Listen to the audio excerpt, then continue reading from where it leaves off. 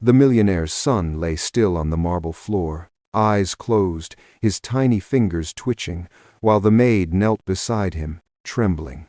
In her hand was something small and strange, dark, moving, and impossible to understand. "Maria, what did you do?" the butler whispered, his voice breaking the heavy silence. Then came the sound of hurried footsteps.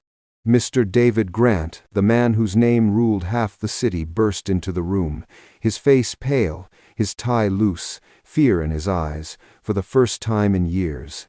"What happened to my son?" he demanded, dropping to his knees beside the boy. Maria's lips shook. "He said his ear hurt, sir. I tried to help him, then this came out." She opened her hand slightly. The small object inside twitched under the light, strange and alive. For 10 long years, David's son had never heard a single sound. Every doctor, every machine, every miracle he could buy had failed him. But now, in one quiet second, this young maid had done something no one could explain. David froze, his heart caught between fear and disbelief. "Someone call a doctor," he barked. But before anyone could move, a sound broke through the silence. "Dad." The word was faint, rough, but real. The boy's lips moved again, his voice shaky like the first note of a forgotten song. Maria gasped. Her hands flew to her mouth as tears filled her eyes. David's world stopped. For a man who had everything, that single word was worth more than every fortune he'd ever made. For 10 years, silence ruled that mansion. But that day, a maid's trembling hands pulled out something mysterious and gave back what money could never buy. Before we continue with this story, dear viewers, don't forget to like this video, subscribe to the channel, and tell us where you're watching from, because what happens next will leave you breathless. The Grant mansion stood at the top of Maplewood Hill like a sleeping castle. Its glass walls reflected the morning sun, but inside, the house was always quiet, too quiet. The only sounds were the ticking of a golden clock and the distant hum of machines that had long forgotten their purpose. Mr. David Grant sat in his office, surrounded by screens and papers, yet the man who had everything lived in a silence he could never escape. His 10-year-old son, Ethan, had been born deaf. Every doctor in the country had tried. Every specialist had promised miracles. Every check he signed had ended the same way: silence. To the world, David was a man of power. To his son, he was just a face that moved without sound. That morning, a new maid arrived. Her name was Maria, a soft-spoken young woman who came from a small village outside the city. She had never seen a mansion this big. The chandeliers looked like frozen rain. The floors were so shiny she could see her reflection when she walked. But what struck her most wasn't the beauty, it was the emptiness. The house had everything except life. The head butler, Mr. Thomas, gave her a list of duties and spoke in a strict tone. "Keep your distance from the boy," he said firmly. "He doesn't talk. He doesn't listen. Your job is to clean, not to comfort." Maria nodded quietly. She needed the job. Her mother was sick, and the money from this mansion could help pay for her medicine. She told herself she would do her work, keep quiet, and never cause trouble. But all that changed the first time she saw Ethan. He was sitting near the grand piano in the hallway, small and still, staring at the keys like they held secrets he couldn't touch. His fingers moved gently across them, feeling the vibration when he pressed one. He didn't smile, didn't look up, just listened through his hands. Maria paused with her cleaning bucket. Something about the boy drew her in the sadness in his eyes, the kind of sadness that didn't come from silence but from being forgotten. She knelt slowly, setting her mop aside. "Good morning," she said softly, though she knew he couldn't hear. Ethan didn't respond. He kept pressing the keys, one by one, like a habit he'd done for years. Maria smiled anyway. She picked up a small feather duster and began to clean the piano edge, pretending not to notice him, but when she looked closer, She saw him watching her reflection on the glossy wood. He was curious. The next morning, she left a small drawing by the piano, a stick figure smiling under a sun. When she returned later, the drawing was gone. In its place was another one, her same figure, but this time with a smaller figure beside it. Ethan had drawn it. That small moment lit something inside her. She started learning small hand signs from her phone during her breaks, words like hello, thank you, friend. She practiced until her fingers hurt. Every day, she tried a new sign with him. Slowly, his eyes began to soften. But not everyone in the mansion approved. One evening, while she wiped the dining table, Mr. Thomas warned her again. "You're getting too close to the boy. Mr. Grant doesn't like staff crossing lines. Do your work and stay in your place." Maria nodded politely, but in her heart, she couldn't pretend anymore. The boy didn't need distance, he needed someone to care. That night, she couldn't sleep. She heard faint footsteps from the hallway. When she peeked out, she saw Ethan wandering toward the kitchen, holding his ear with a frown. She followed quietly. "Are you okay?" she asked, forgetting for a moment that he couldn't hear her. But he turned, eyes filled with confusion and pain. He pointed at his ear again, grimacing. Maria knelt, her heart thudding. "Show me," she whispered. He leaned close, trusting her. She tilted his head gently under the light. Inside, something looked strange, not like dirt, not like wax, but something dark, deep, and unmoving. She didn't know what it was, but she felt a chill run down her spine. "Hold still," she murmured. Just then, footsteps echoed down the corridor. Mr. Grant, returning from a late meeting. Maria froze, afraid of being caught out of place. Ethan pulled away, frightened, and ran to his room. The moment was gone. When Mr. Grant saw her standing there, he frowned. "Why are you still awake?" he asked sharply. "I was just cleaning the hallway, sir." He gave a short nod, suspicion in his eyes, and walked past her. Maria lowered her head, but in her heart, the image of that strange shadow in the boy's ear refused to leave her mind. The next morning, Ethan didn't come to breakfast. His tutor said he had complained of ear pain again. Mr. Grant brushed it off, saying, "He's sensitive, it happens." Maria's hands shook as she served the table. Something inside her told her this wasn't normal. She wanted to speak, to tell Mr. Grant what she'd seen, but fear kept her silent. Who would believe a maid? Hours passed. The mansion stayed quiet as always, but Maria's thoughts were loud with worry. She couldn't shake the feeling that something was terribly wrong, something beyond what doctors had ever seen. That night, as the sky darkened and rain began to fall against the windows, Maria stood outside Ethan's room, her hand hovering near the doorknob. Inside, she could hear faint movement, the sound of the boy shifting restlessly. She took a deep breath and whispered to herself, "If no one listens, then I will." She opened the door. What she saw next would change everything the Grant family thought they knew about silence, sound, and miracles. The night was still, yet the air inside the Grant mansion felt heavy, like the walls themselves were holding their breath. Maria pushed the boy's bedroom door open slowly, careful not to startle him. The small lamp beside the bed glowed dimly, throwing soft shadows across the room. Ethan was sitting on the floor beside his bed, his knees pulled to his chest. His hands were pressed tightly against one ear. When he noticed her, he didn't flinch. He just looked up at her with a tired, pleading expression that said everything words could not. Maria hurried to him and knelt down. "Ethan," she whispered, her voice trembling, "can you show me where it hurts?" He pointed again to his right ear, grimacing. The skin around it looked slightly red. Maria reached out gently, afraid to make it worse. She remembered what she had seen the night before, that dark, strange shadow deep inside. She glanced toward the door. The house was quiet. Mr. Grant's office light was still on at the far end of the hall. She could see the faint glow under the door. No one else was awake. "It's okay," she said softly. "I'll help you."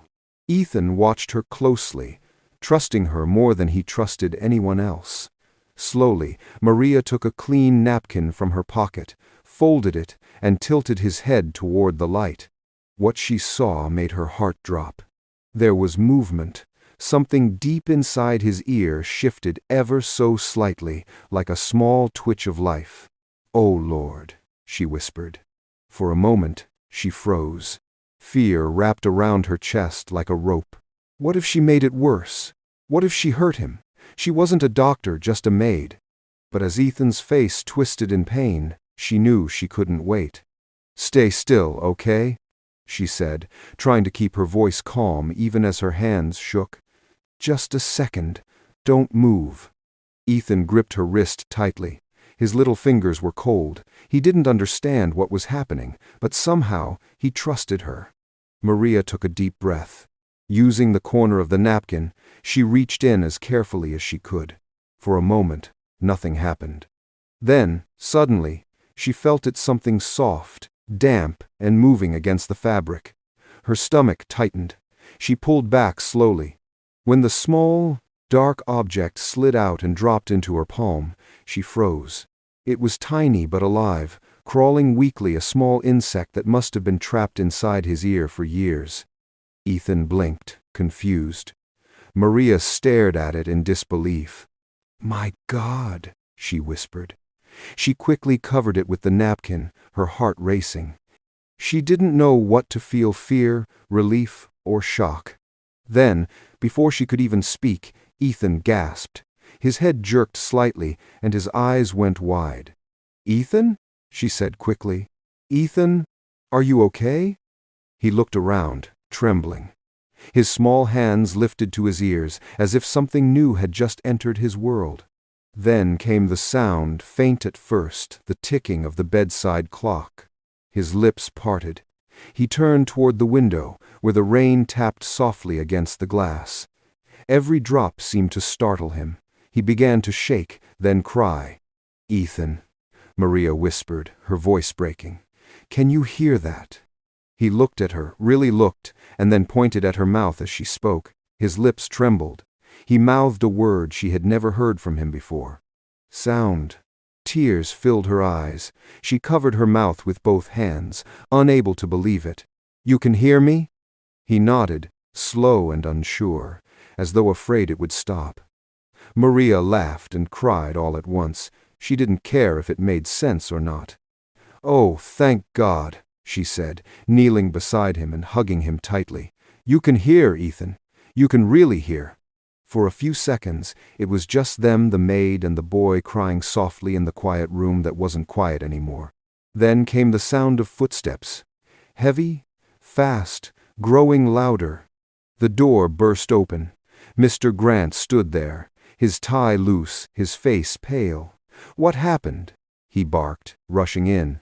Maria turned, still holding Ethan. "Sir." Before she could finish, Ethan suddenly spoke again. His voice was shaky, strange, but full of life. "Dad." The room froze. David's breath caught. For 10 years, he had dreamed of hearing that word. For 10 years, he had imagined what it might sound like, but nothing could prepare him for the truth of it. His knees gave out slightly. What did you say?" Ethan said it again, louder this time. "Dad." David's eyes filled with tears he didn't even know he had left. He stumbled forward, kneeling beside them both. He grabbed his son's face gently, staring at him like he was afraid to blink. "You can hear me?" The boy nodded, smiling through tears. Maria stood frozen, still holding the folded napkin in her shaking hand. David turned toward her, his voice low but sharp. "What did you do to him?" Maria stammered. He said his ear hurt. "I looked, and something was inside. I took it out." "You what?" His tone rose. "You touched him? You could have hurt him!" Ethan flinched. Maria stepped back, her voice trembling. "I didn't mean I was only trying to help. Please believe me." David's anger mixed with fear and confusion.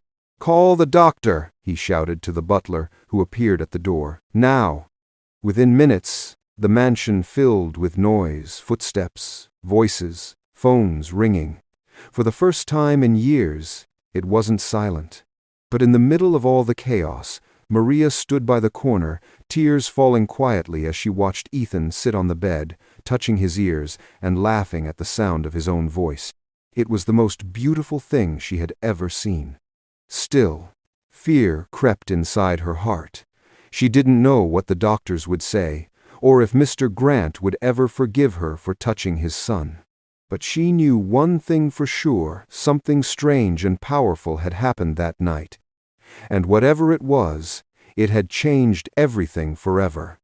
The mansion that had once been silent was now filled with noise, phones ringing, footsteps running across marble floors, and the soft hum of doctors' equipment. The sound that once felt like life to David Grant now carried fear. He stood beside his son's bed, trying to understand what had just happened. Ethan sat upright, awake, alive. His eyes darted from one sound to another: the click of the lamp switch, the swish of the nurse's jacket, the soft cry that escaped Maria's lips as she watched from the corner. Everything seemed new to him, every sound loud and full of wonder.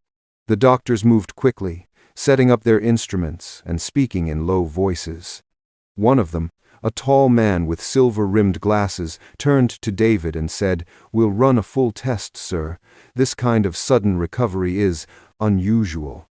David nodded, his expression blank. "Just tell me the truth, whatever it is." Maria stood near the door, her hands clasped tightly. She wanted to disappear, to melt into the walls, but her eyes stayed on the boy. Every laugh, every tear that escaped his face felt like a miracle. After a while, the lead doctor turned away from his instruments. "Mr. Grant," he began carefully, "we found something inside the boy's ear canal. It seems to have been blocking his hearing all this time." David frowned. "Something? What do you mean, something?" The doctor hesitated. "It appears to be a living organism, or was. It's rare, but not unheard of. The strange thing is, none of the previous medical reports mention it." David blinked, confusion turning into anger. "What are you saying? That all these years, all those specialists missed this?" The doctor adjusted his glasses nervously. "Sir, if I may, the reports we received from the previous clinics, they're incomplete." He handed David a folder, pages of test results, signatures, invoices, and printed notes. One line near the end caught David's attention: "Maintain diagnosis to preserve long-term treatment funding." His hands trembled as he read it again, slower this time. The words burned into his mind. "Maintain diagnosis to preserve funding?" he repeated under his breath. "You mean they knew and they kept it quiet?" Maria gasped softly, covering her mouth. The room went dead silent. Even the machines seemed to pause. David clenched the paper in his fist. "You people took my money," he said, voice low and shaking. "You called it treatment, you called it care. You made my son your project." The doctor stepped back. "Mr. Grant, please. Don't you please me," he shouted. "For 10 years, I trusted your world, your experts, your machines, your reports, and you never once looked at my son with real eyes. A Maid did what all of you failed to do." His voice echoed through the room, shaking everyone to their core. Ethan flinched at the noise, but Maria rushed to his side and held his hand, whispering softly to calm him down. David looked at her, then really looked, and something inside him broke. He saw her trembling hands, her worn-out uniform, her eyes red from crying. She hadn't done this for praise or money. She had done it out of care. The doctors exchanged worried glances before quietly gathering their things. "We'll leave for now," one of them said, his voice low. "The boy needs rest." As they left the room, David sank into the chair beside the bed, burying his face in his hands. The guilt hit him like a wave. For years, he had believed he was doing everything right, that money could fix anything, but he had never truly looked at his child. Maria watched him silently, unsure whether to speak. After a long moment, he lifted his head. His eyes were red, his voice softer now. "How did you know?" he asked her. "How did you see what all of them missed?" She hesitated. "I didn't know, sir. I just saw that he was in pain. I couldn't ignore it." He stared at her, speechless. Maria looked down at her hands. "I grew up with a brother who went deaf when we were little. The clinic turned us away because we had no money. He died of an infection that no one cared to treat. When I saw Ethan holding his ear, I saw my brother again. I couldn't just stand there." Her words sank deep. For a long time, David said nothing. He just looked at her, his face torn between regret and something softer, something he hadn't felt in years. Finally, he whispered, "Thank you." Maria shook her head. "You don't have to thank me, sir. Just listen to him now. He's been waiting for you longer than you know." David turned to his son. Ethan was watching the small fish tank by the window, listening to the bubbles rise. Every sound fascinated him. Every noise made him laugh. For the first time in years, David smiled, a real smile. Small and fragile. He reached out and touched his son's hair. "Can you hear that?" he asked. Ethan nodded eagerly. "Yes, it's beautiful." David blinked hard, fighting the tears that burned his eyes. "It is," he whispered. "It really is." Maria turned away quietly, giving them space. But as she stepped into the hallway, she overheard David's voice again, lower, this time not the voice of a CEO, but of a father. "All the money in the world," he said, "and it took a maid to teach me how to see." Maria paused at the doorway, tears slipping down her cheeks. She didn't know what tomorrow would bring, praise or punishment, gratitude or blame. But one thing she did know was this: she had given the boy something no hospital ever could. That night, when the house grew quiet again, Maria sat in her small room by the servants' quarters, staring out the window at the city lights. Somewhere in the mansion, Ethan was laughing, and for the first time, the sound wasn't just his miracle, it was hers too. "Tas, they mender, forthes was no day of the graces by, sprain fing." Days passed, but the miracle inside the Grant mansion still felt unreal. Every sound carried new meaning: the clinking of cups in the kitchen, the wind brushing through the curtains, the laughter of a boy who had never known what laughter sounded like. For the first time in years, the mansion felt alive. Ethan ran through the hallways, calling out small words he had learned: mama, bird, piano, rain. Each time he spoke, his father froze, listening like it was music made only for him. Sometimes David joined him, repeating the words softly, both of them learning together how to speak again. Maria kept her distance. She still woke up early, cleaned the rooms, and served breakfast as though nothing had changed, but deep down, she knew everything had changed. Each time she passed the piano, she remembered the boy's silence, how he used to press his hands against the keys just to feel the sound he couldn't hear. Now he sat there with his father, laughing as he hit the wrong notes, both of them too happy to care. But behind the joy, something else was growing. The truth about the medical files had spread. News reporters started asking questions. Some even waited outside the gates. Words like corruption, fraud, and cover-up filled the headlines. David's phone rang non-stop. The same hospitals that once smiled in his face were now begging him to stay silent. His business partners wanted him to move on, to bury the story before it destroyed his company.